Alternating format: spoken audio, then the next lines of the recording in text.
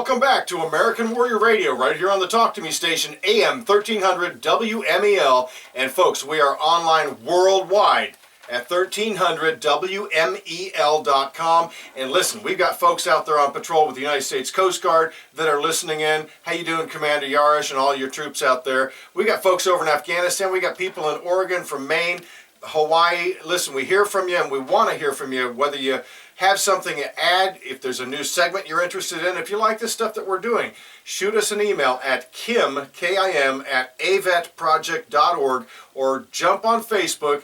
That's AVET Project Facebook or American Warrior Radio Facebook. We have a page for each, and let us know how we're doing, and if there's something that you find interesting or you'd like to hear more about, please jump in there and holler at us. Also, I want to just mention real quick that all the episodes of American Warrior Radio, while we lost our ability to archive any longer, we do put these episodes up on YouTube and our various social media platforms that you can use and share with others. Isn't that what we're all about, Glenn? Oh, absolutely.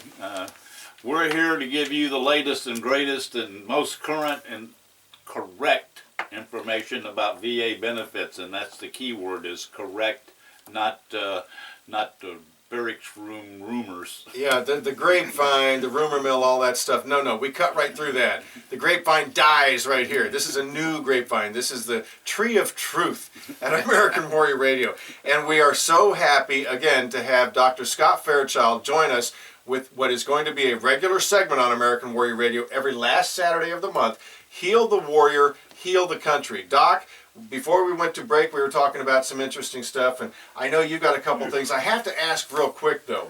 I've been approached by a number of veterans that are looking for some sort of group therapy, and they can't find it anywhere here, at least in Central Florida or on the Space Coast in particular.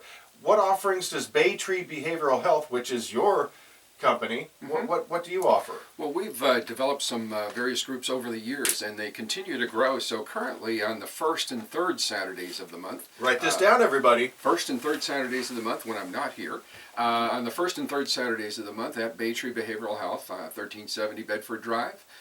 From 10:30 in the morning until noon, we have PTSD groups for our combat male veterans. Now, we're not going to leave out our female veterans and our family members either.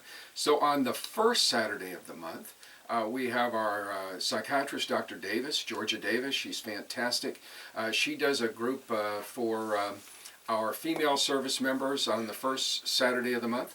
And for our spouses, friends, family members, fiancés, and other, she does a support group for them on the third Saturday of the month from that same time period, 10:30 to 12. Those groups for the female veterans as well as for the family members and support members are free. Wait a minute. Was that our magic word? They are free of charge, and it's an opportunity to come forward and get the support that you need. Sometimes being in a group helps remind you that you are not so alone. And there is so much healing that takes place because those group members are feeding each other and taking care of each other. Now, we also have the groups at the same time in our waiting room location for the male combat veterans, Army, Navy, Air Force, Marines, Coast Guard.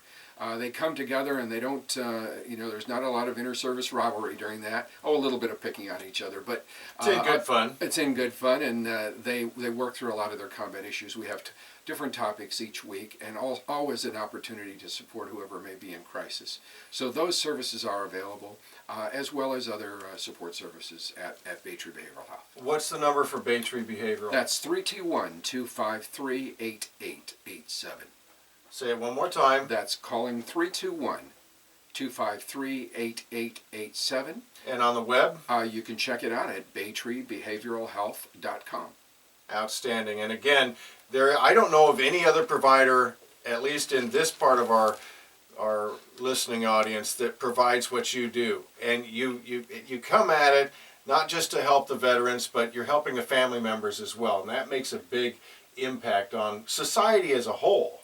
Well, it's so nice to be part of a community like here in Brevard where we support veterans so much. That's such a blessing, and we like to add to that. And one of the things we've seen, and a lot of our young warriors that come out of Iraq and Afghanistan, they've met each other during the group. In fact, some of them are now spending Christmas time together with their families. One of them told me yesterday that they're going to be watching the Super Bowl with another battle buddy, if you will.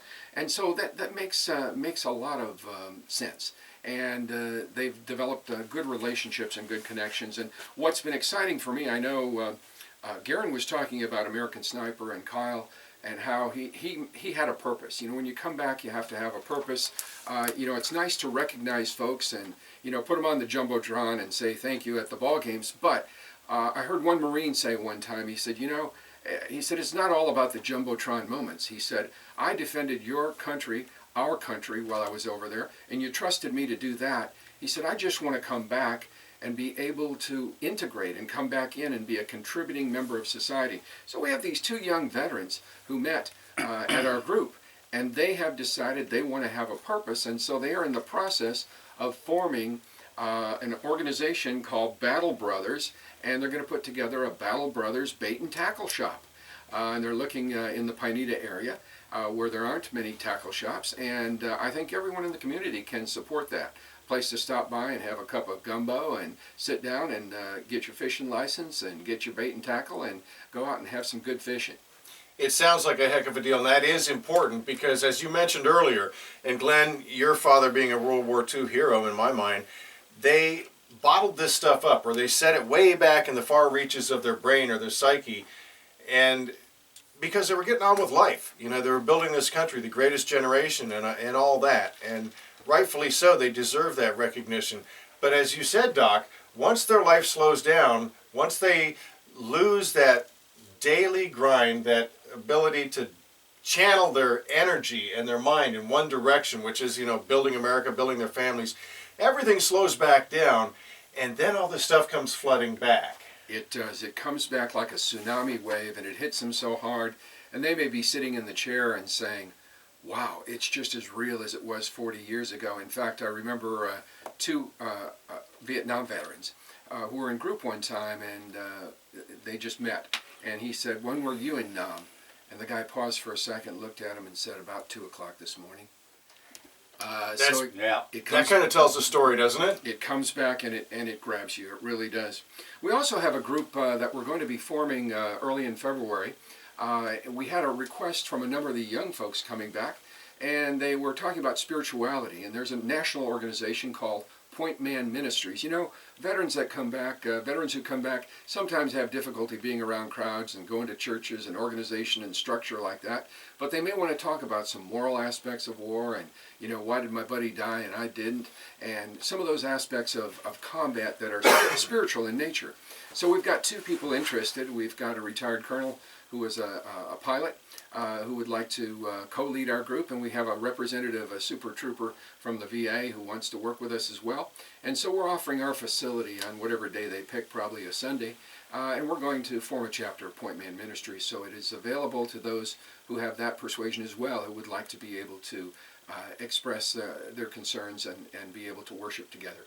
I think that's a fine idea. Yeah, that's great. And, you know, I've been wanting to have an opportunity to ask you this question because a long time ago when I first started in the business of helping veterans with their claims, I read some stuff that said veterans who have a lower, I'll put it backwards to what I read, lower education level have a higher propensity to be affected by PTSD.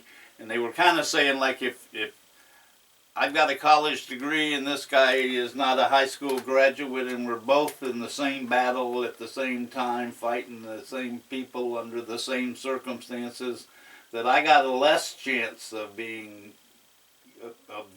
PTSD then or way down the road to the other guy based on education level. Yeah, that's a really good question, and it's an important question. There's so many aspects to it as well. You know, one of the things they may have been referring to in that article is that an individual probably with less social exposure and less education and less experience may not have the same number of coping skills or may not have the same support system. One of the things that we do in our groups is we make sure that we don't spend a lot of time comparing wounds. You know, if I was in 10 battles or I was in 43 battles, we don't spend a lot of time with that because, again, any human being can be traumatized. And, you know, irrespective of your education level, irrespective of your background.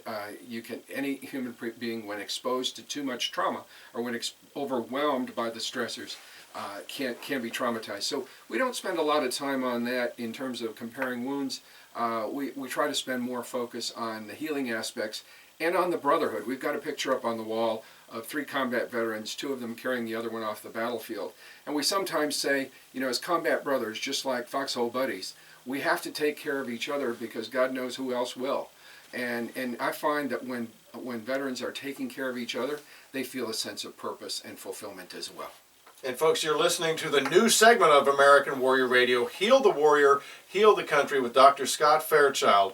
And I want to mention, you mentioned Point Man Ministries and, channeling your mind and your efforts towards something that is good, something that is positive and uplifting.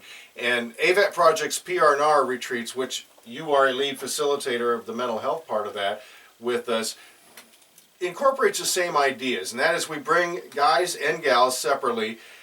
They don't know each other most often, and they come in, they're a little apprehensive about what's going to happen. Even though AVET Project is apolitical, we don't get involved in any politics, and non-religious, there is a spiritual aspect.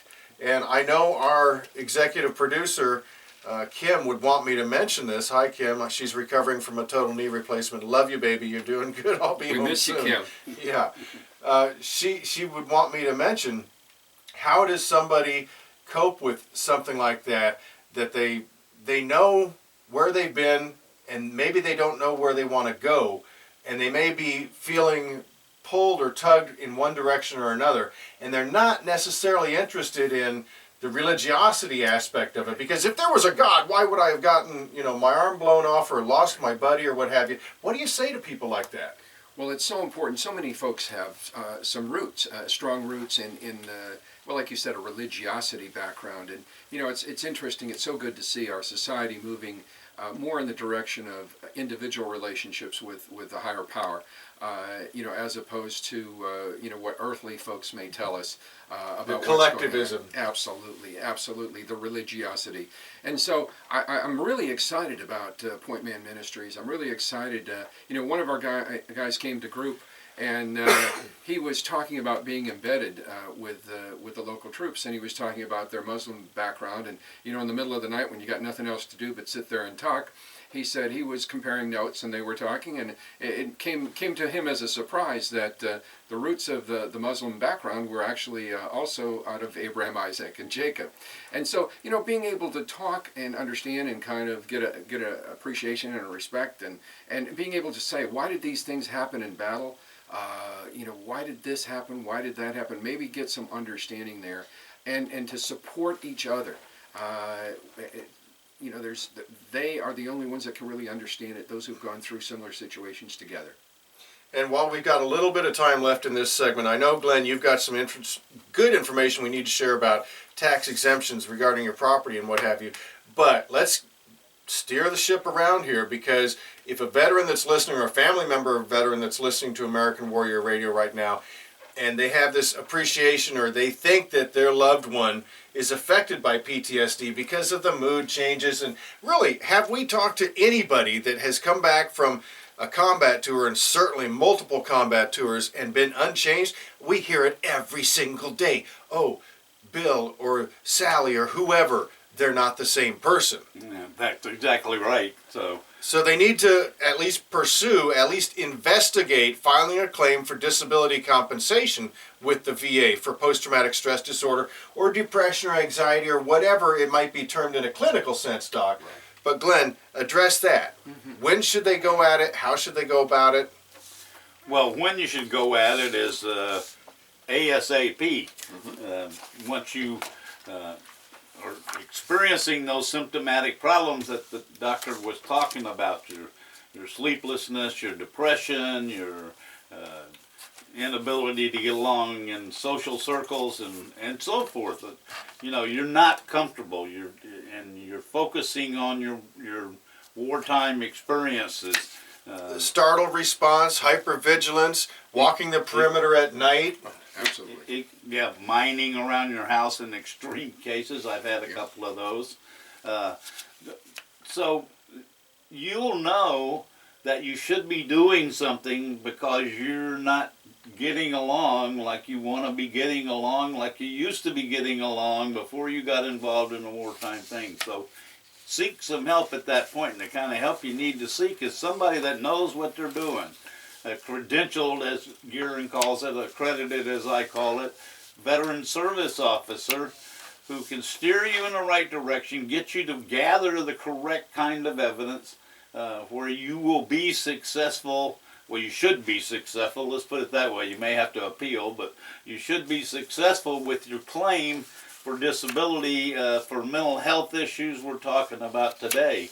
And if you can obtain the services of a non-VA psychiatrist or psychologist like Dr. Fairchild over here, then you can get the right kind of clinical notes and treatment to get started with a plan of action to get better, and that will serve as something the VA can't overlook. It requires a VA psychologist or psychiatrist to say that you have PTSD, but if you've got a qualified person like Dr. Fairchild who diagnoses you with PTSD, it's kind of hard for the VA then to do what they call a compensation and pension medical exam and say this person's perfectly fine, they don't have anything wrong with them. Exactly, and you mentioned something that's very important, and that is getting the proper type of help. And Glenn, you still continue, even after all your many, many years, actually decades, of helping your brothers and sisters in arms. You're still doing it. How can somebody contact you? Good question. Glenn at AVET Project, that's AVET Project, PROJECT, all together, .org. Glenn with 2 N's, not one. Glenn with 2 N's at avetproject.org. Okay, and then once you've contacted me by email, then I will get back to you and we'll set up a mutually agreeable time. And my office that I work out of is in American Legion Post 200 on 105 Ocean Boulevard in Satellite Beach. Yeah, where you're a member of the board there as well. And you referred back to Dr. Fairchild here because you have done an incredible amount of work helping veterans and even their families seek benefits that they're entitled to based on their service doc. So Glenn was talking about the importance of getting it, outside of the VA vernacular, well-grounded, getting the clinical support. And you do offer that, evaluations for guys and gals that may be experiencing this? We do, and we can do the comprehensive reports. In fact, we get folks that fly in from out of state on Saturday afternoons, and we spend 3, 4, 5 hours. We do psychological testing so that we have something objective to look at. We do the Mississippi Combat Scale, Mississippi Scale for Combat-Related Post-Traumatic Stress Disorder, which is actually a VA scale. It sounds pretty specific. It is. It just specifically gets us a score that tells us, first of all, whether or not there's evidence of PTSD, and second of all, how severe it is, mild, moderate, or severe. And so that gives us a guideline, and then that psychological testing, we can compare it to scales across the country and find out how you compare to the national standard for PTSD and see if there's a strong correlation. And then we write up a comprehensive report that gives all of the history, all of the background, all of the stressors, all of the symptoms, the mental status, and the final diagnosis. So we also assign the GAF scores that the VA is so familiar with.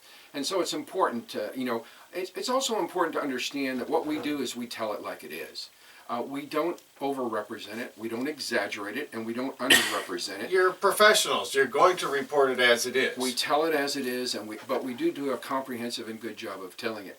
In addition, as you have there in front of you, a disability questionnaire.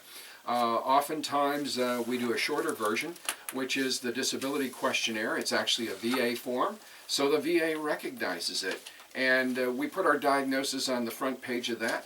That says you have PTSD, and then we go through all of the questions that talk about how it impacts your occupational and social impairment, we give them a little bit of relevant social and medical family history.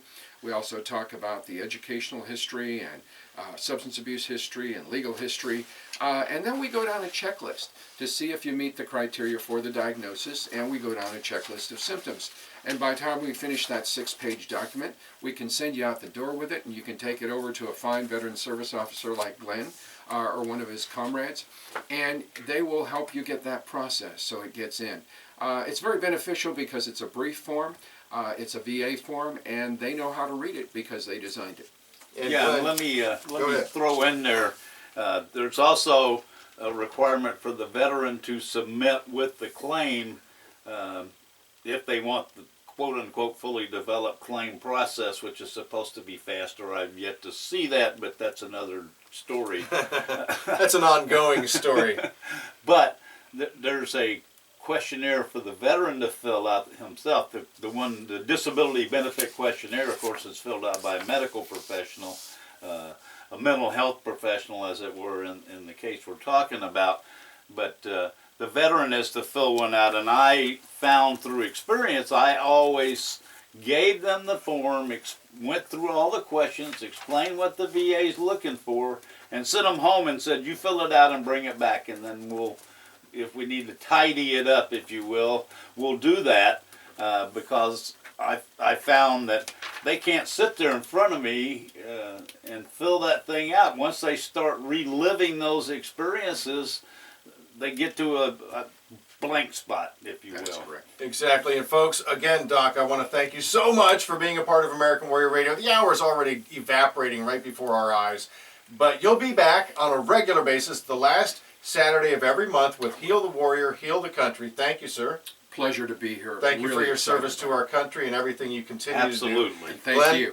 Before we go, though, we're talking about this. What's the crisis number? If somebody out there is dealing with a family member, now this is if you're a spouse or if you're the veteran yourself, or maybe you're a battle buddy and you know somebody that's in trouble, what can they do, Glenn? Well, this is called the Veterans Crisis Line, and it's 1-800-273-8255, and when they answer, press 1 for veterans issues.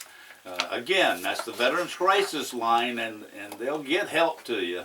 1-800-273-8255, and if you need instant help, they will provide that over the phone also. Exactly, and we will be bringing you information about your tax exemption, both here in Florida and other places, but you'll have to listen to the next episode of American Warrior Radio because we're wrapping this baby up. We're coming in for a landing right now. We want you all to join us again next week on American Warrior Radio, right on the big AM 1300 WMEL and online worldwide at 1300WMEL.com. And as always, Glenn? As always, don't forget, thank a vet.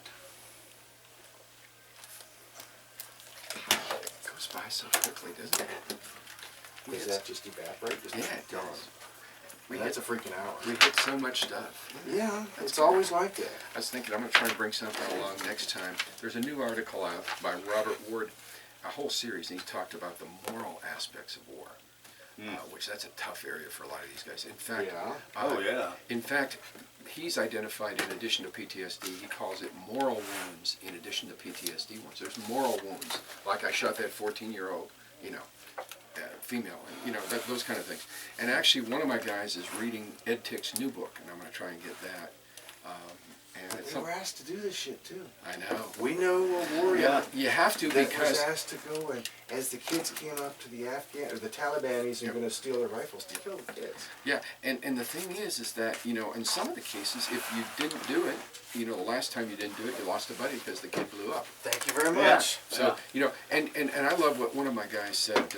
One of my Navy guys that came to me,